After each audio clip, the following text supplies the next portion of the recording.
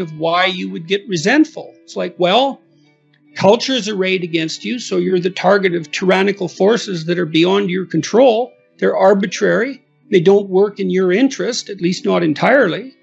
And the more eccentric you are, let's say, the more tyrannical culture will be to you. And so you're stuck with that. And then nature conspires to destroy you constantly and is going to do that with pain and anxiety and aging.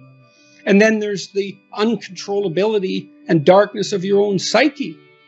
And everyone faces those. Now, we face the positive elements of those too, the beneficence of culture, the beauty of nature, the glory of the human spirit. That's there as well.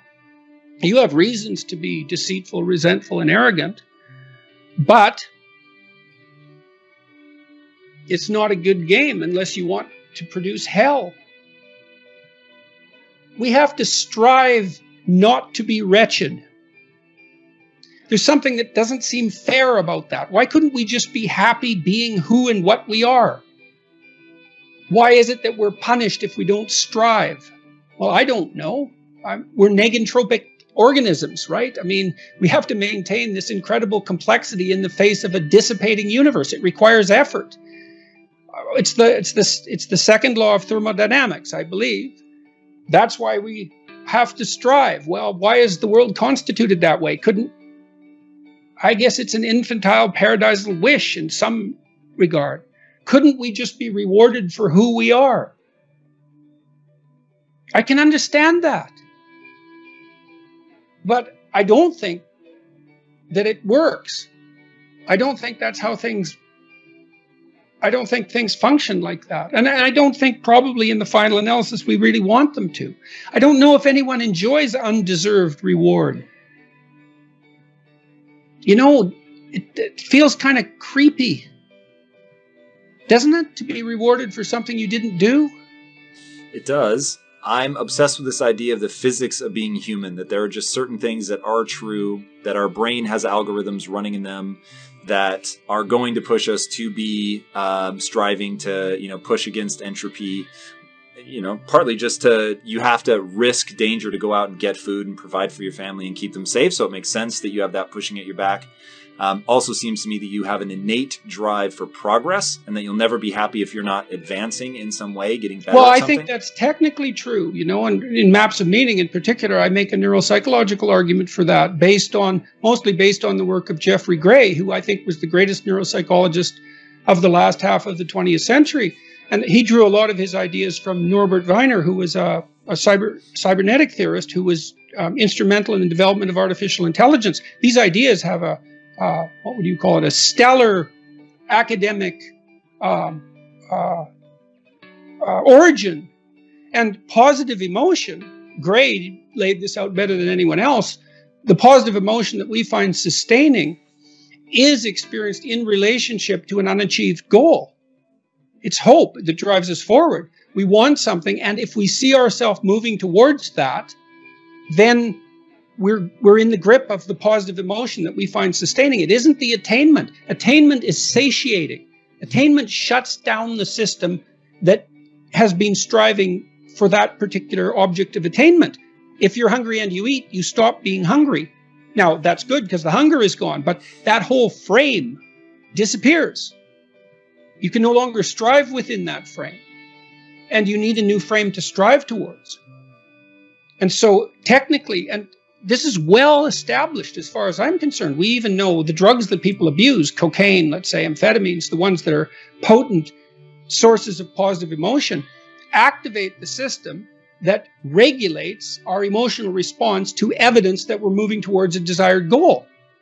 So cocaine, for example, is an exhilarating drug. It makes you feel that things are worthwhile because it hijacks the system that does indicate that things are worthwhile.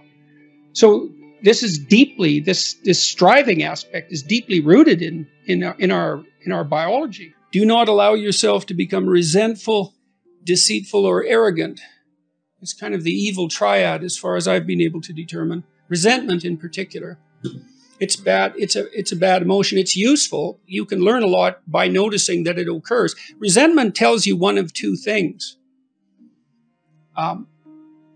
One is that that someone's treading on your territory and something needs to be done about it, or that you need to grow the hell up and stop complaining. And it's hard. It isn't necessarily obvious when you feel resentful which of those it is, but you need to figure it out, because you can harbor resentment for unlived life for a very, very long period of time. And all it does is corrupt you. It hurts you. It hurts you physically because it's a stressful emotion. Anger is a stressful emotion. Because your body hyper prepares for action if you're angry, because you might get into conflict. And that's a dangerous situation. And so you burn off a lot of psychophysiological resources in anger. If you're resentful, there's probably something you need to say. There's certainly something you need to figure out. And so you can use it as a guide to further development. It's very much useful to aim at a resentment-free existence. And that means, I suppose, that you're taking up enough space. There's always a struggle between your domain and the domain of other people. Everyone competes for everyone else's attention. Everyone competes for everyone else's time. You compete for your own time. And if you're resentful, it's highly probable that, well, as I said, either you're not standing up for yourself sufficiently, or someone is legitimately on your case, in which case you need to do something about that. Or, live with the consequences, which is very unpleasant. It's not optimal. Sometimes I suppose it's unavoidable.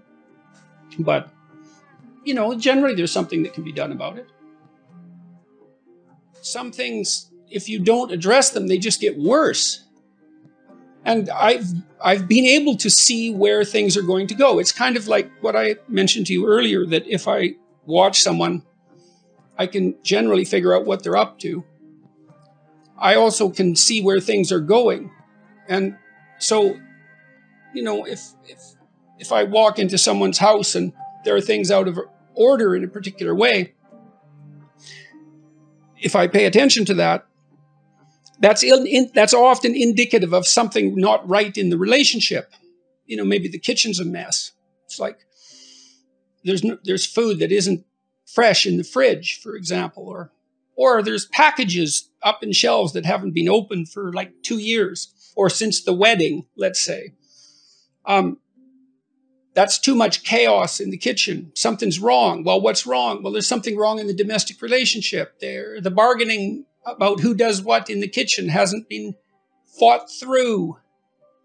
And so you have to have those fights to put things in order. And if you don't, then you end up with a worse fight in the future.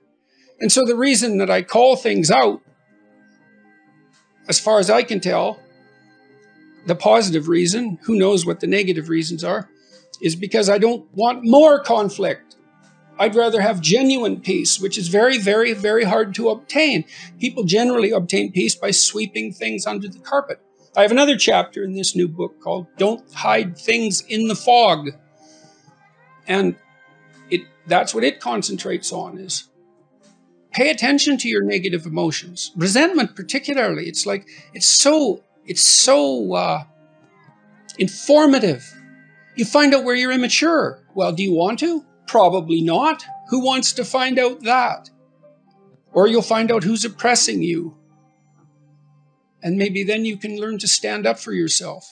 One of the things I've noticed time and time again is that whenever I talk about the relationship between responsibility and meaning, the crowds that I'm talking to go silent. Say, look, you need a meaning to sustain you through the vicissitudes of life. Okay, well, try to debate that. It's like, is life painful? Yes. Is it anxiety-provoking? Yes. Is it uncertain? Yes. Is it painful beyond bearing sometimes? Yes. It's difficult. Everyone agrees about that. Now, they might disagree about how difficult, but that doesn't matter. That the central point holds. Okay. What if you think that's all pointless? Well, that doesn't seem very helpful. Okay, so you need a sustaining meaning. Well, where do you find that? Well, you generally find it in responsibility to yourself and to other people.